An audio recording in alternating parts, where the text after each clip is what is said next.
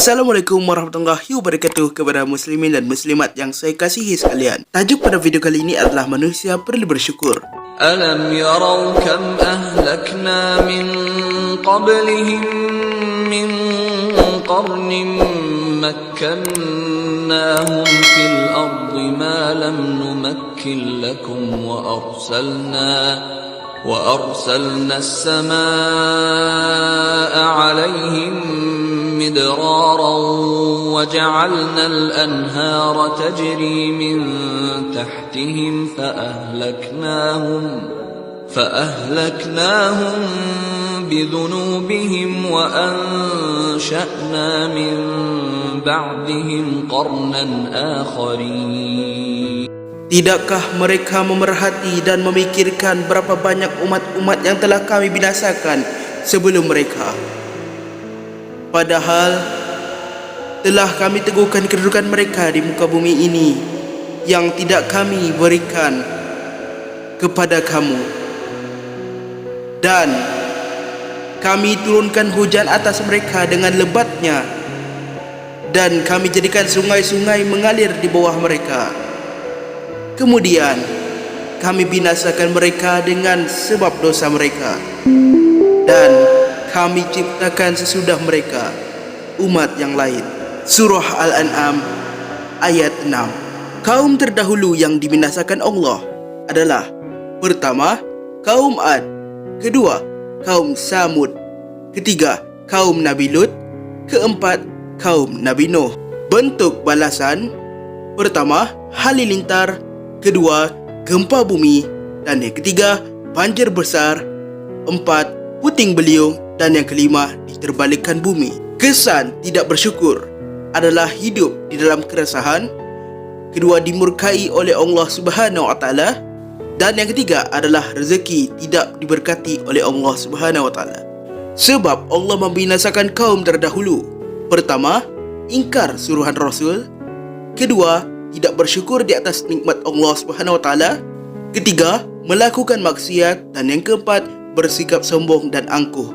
Cara menghargai nikmat Allah: pertama, bersyukur; kedua, menggunakan nikmat ke jalan kebaikan; ketiga, melaksanakan perintah Allah; dan yang keempat, meninggalkan larangan Allah. Akibat mengabaikan tugas sebagai khalifah: pertama, terdedah kepada bencana dan azab Allah; dan yang kedua, berdosa. Tujuan Allah Subhanahu wa taala mengurniakan nikmat kepada manusia: pertama, memudahkan urusan hidup manusia; kedua, menguji sejauh mana manusia mensyukuri nikmat Allah; dan yang ketiga, membuktikan kekuasaan dan kebesaran Allah Subhanahu wa taala.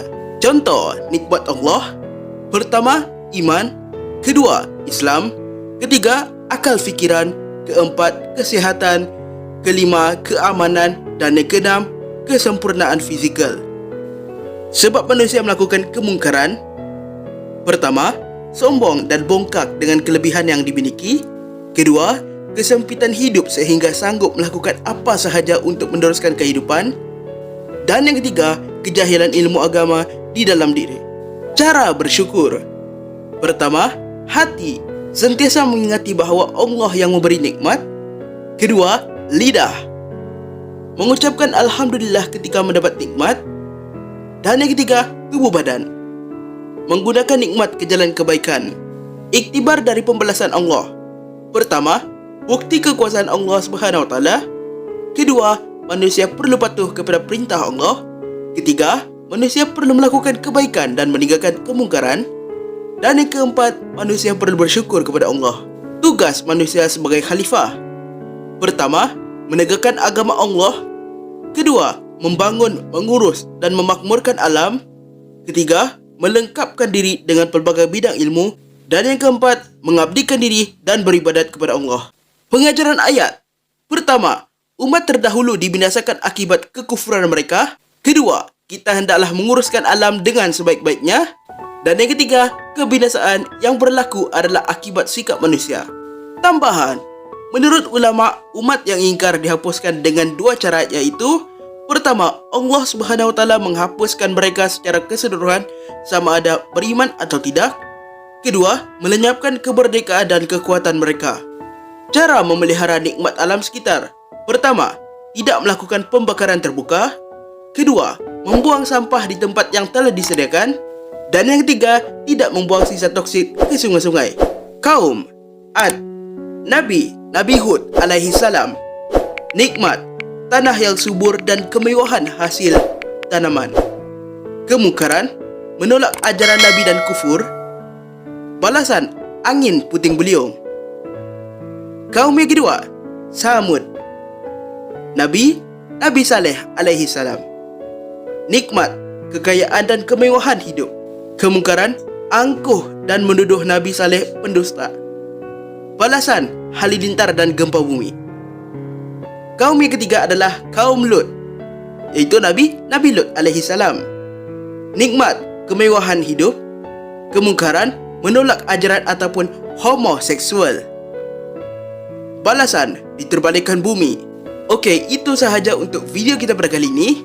Jika anda suka video ini dan konten seperti ini, pastikan anda like video ini, share video ini kepada rakan-rakan anda, dan komen di bawah untuk anda cadangkan konten-konten saya yang seterusnya.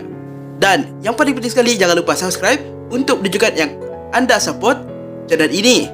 Dan juga jangan lupa turn on bell notification untuk dapatkan update terkini daripada channel TVP ini. Sekian, wabillahi taufiq wal hidayah. Wassalamualaikum warahmatullahi wabarakatuh. Bye-bye. Bagaimana cara bersyukur pada Allah? Ada orang buat kenduri, ada orang sebut Alhamdulillah. Syukur ini dia ada dua. Ada hakikat syukur, hakikatul syukri, dan lapas syukur. Macam semayang ni dia ada pekerjaan semayang dan dia ada niat semayang. Lapas niat semayang. Lapas niat mudah sekali. Kita berdiri atas tikar semayang, usolli fardhu isya'i arba'a raka'atin lillahi ta'ala. Tu lapas. Nak bermakna orang tu nak semayang lah pada goliknya. Tak ada orang dia duduk berdiri tu usolli burmo. Nah, dan semayang yang sebenarnya iaitulah takbir, qiyam, Fatihah, rakaat, sujud dan seterusnya. Maka begitu juga syukur. Lafaz syukur, Alhamdulillah, syukur kepada Allah, tu lafaz. Tapi hakikat syukur, kita gunakan segala nikmat yang Tuhan beri untuk membalas jasa Allah, ataupun untuk agama. Itu panggil orang ni bersyukur. Allah beri dia mata, maka tanda syukur bukan saja Alhamdulillah, dia tengok mata tu orang ngajar, tengok hadis, maka dia syukur nikmat mata. Tapi tak tengok, maknanya duk tengok orang puang, tak pergi surah, tak tengok Quran, tengok orang pang ditang. Alhamdulillah. Orang dah nikmat syukur mata. Tuhan beri dia harta, sebahagian diinfak fi sabilillah, dia telah syukur nikmat harta. Bukan dengan lapah sahaja. Lapahnya hanyalah sebagai sebutan untuk menterjemahkan akan amalan. Sama macam orang bertaubat, dia tak kata aku taubat, tapi menyesal, berhenti buat dan berazam tak membuat. Bertaubat dah sunat pula, kata lapar, sunat lah lapar, astagfirullah.